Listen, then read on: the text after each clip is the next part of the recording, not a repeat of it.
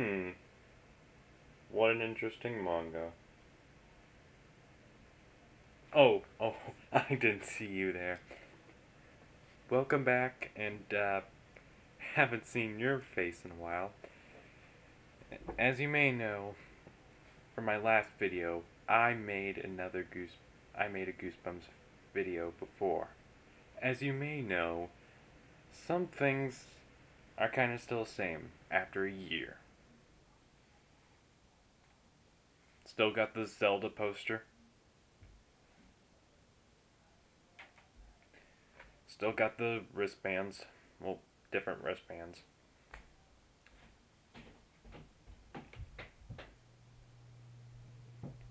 And I'm a few inches taller. So you may know I have tried to make another video of Goosebumps.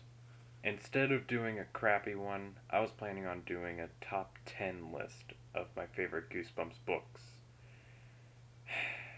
Well, of the original series. The crappy review will just have to wait. So there's a lot of stuff I had to choose from the original series. And just guess how many books there were in the original series.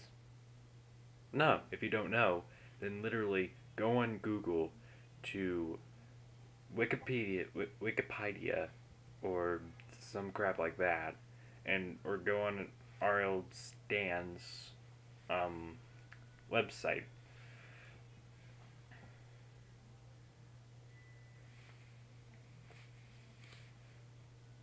Have you found your answer?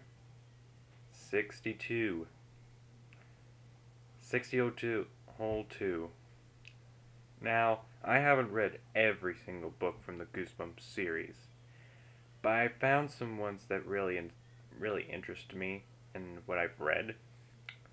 So, I'm going to use that for my list right now. This is Bookworm's top 10 list of my favorite Goosebumps books that I've ever read. Number 10. Why I'm Afraid of Bees.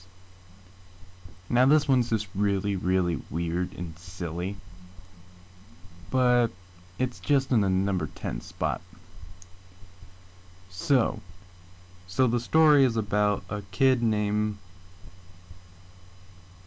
Billy Lutz, or how the bullies call him, Billy Klutz. He's known to be like this nerd who always gets beaten up by bullies and stuff, and he's always a klutz. And he's basically a computer nerd that just sits and watches Egoraptor, I bet.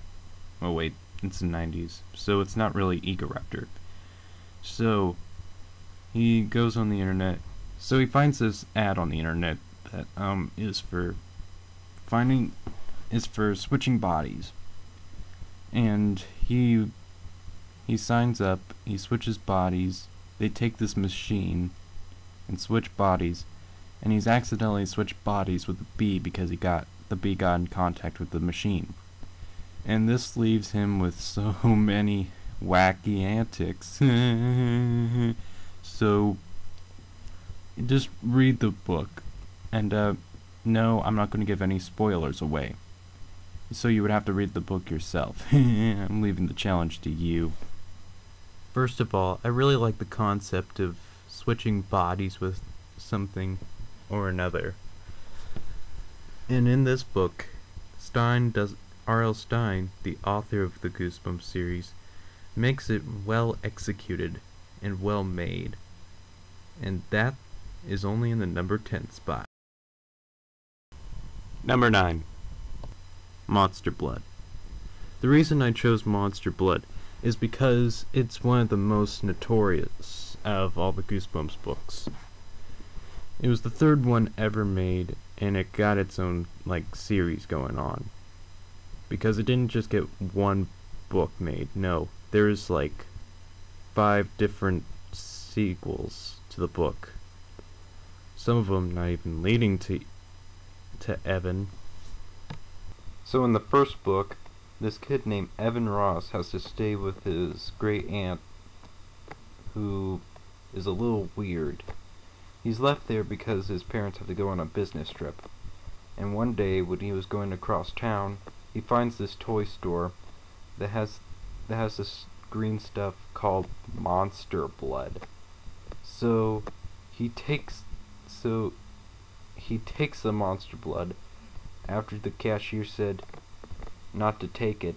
And so he pays for it, takes it, and chaos ensues. What the monster blood does is make everything larger.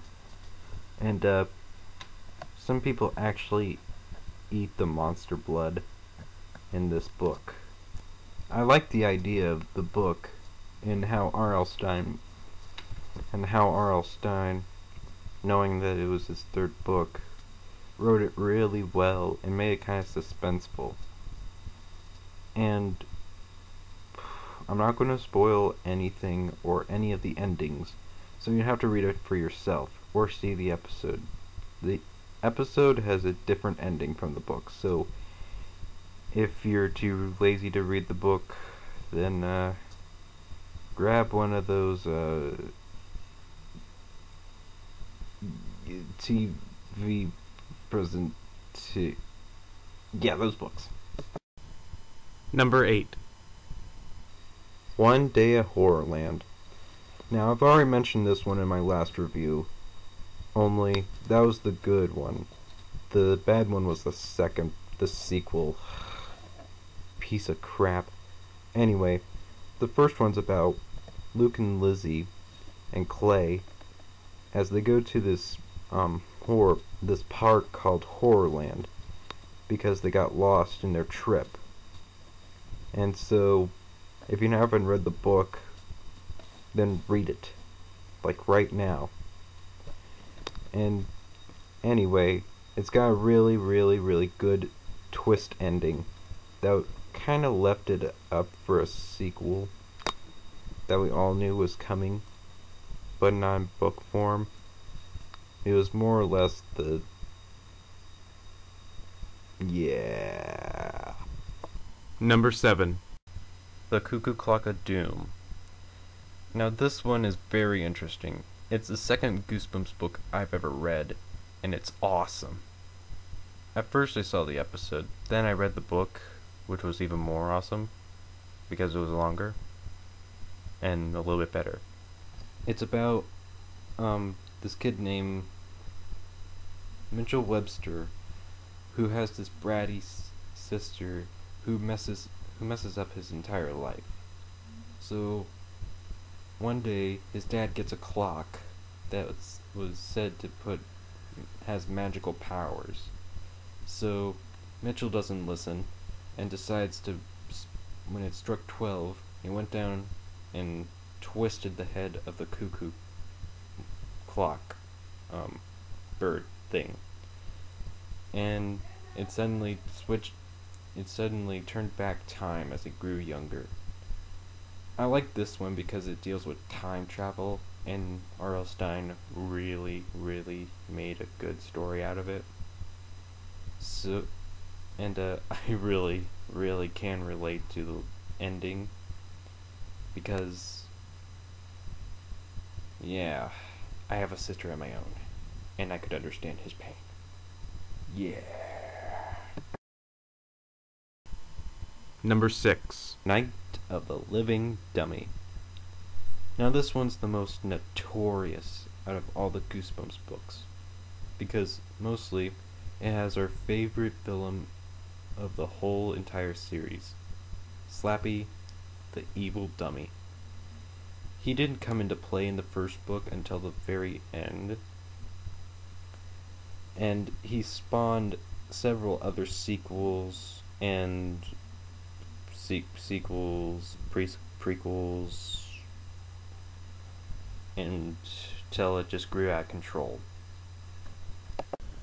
For now, I'm just going to talk about the first book. Okay, so what it's about is these two girls. One of them got like this dummy from a store that the dad bought, and the other girl got jealous, so she got this other dummy and the dummy had these magic words on it that said, like, like these magic words that brought the dummy or dummies to life.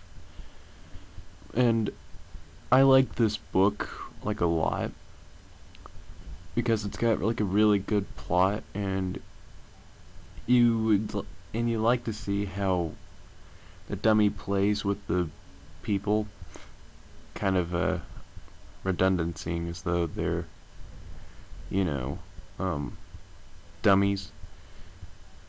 Anyway, I like this book, and I really like the twist ending.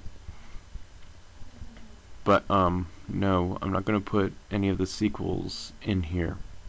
So, no sequels to any of the books, just the first books. And the book series actually showed, like, how Slappy came back in the sequel. Then in the third book, they showed him coming back to a family that is addicted to dummies. Then coming back again because he has a bride. Then having a nightmare or seeing his twin brother. Then coming back in the other series, and supposedly there is going to be this other Goosebumps series called Goosebumps Gold. It was supposed to come out in 2001, and there was supposed to be this other book called Slappy New Year.